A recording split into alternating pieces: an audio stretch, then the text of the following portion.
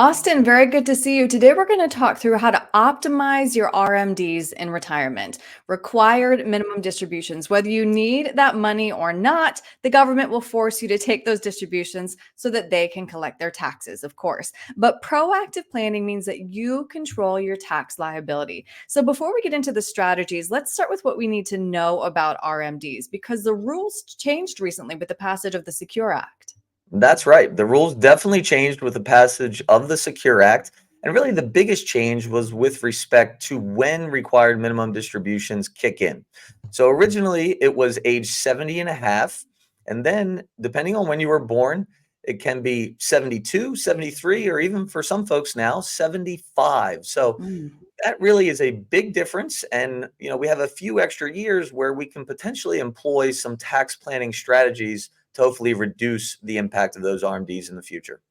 Okay, so now let's talk through then those three strategies to optimize your RMDs. The first strategy would be a Roth conversion, and that's because Roths have no RMDs.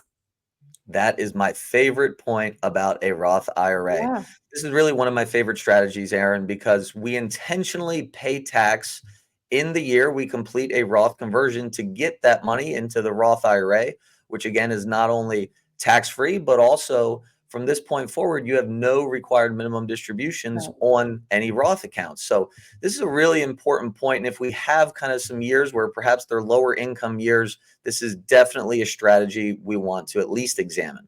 hmm And next, you say make a plan for strategic withdrawals before reaching RMD age to manage your tax brackets and potentially reduce the size of any future RMDs.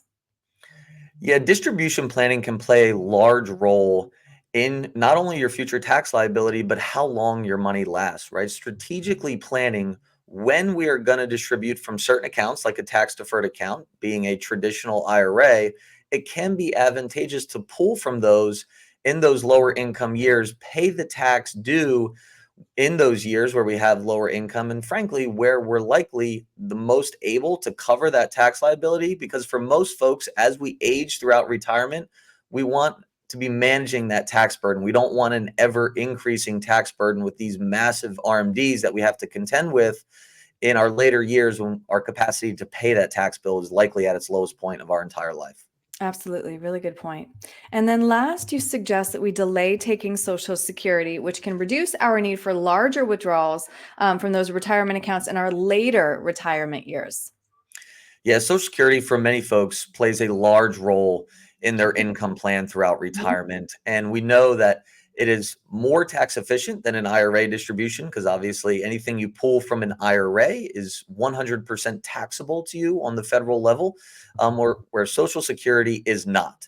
So if we can delay those benefits, increase that benefit amount, say we delay it to age 70, we get that roughly 8% bump per year. Having that larger benefit for the rest of our retirement journey can reduce our reliance on needing that IRA money as we age, thereby reducing our tax liability.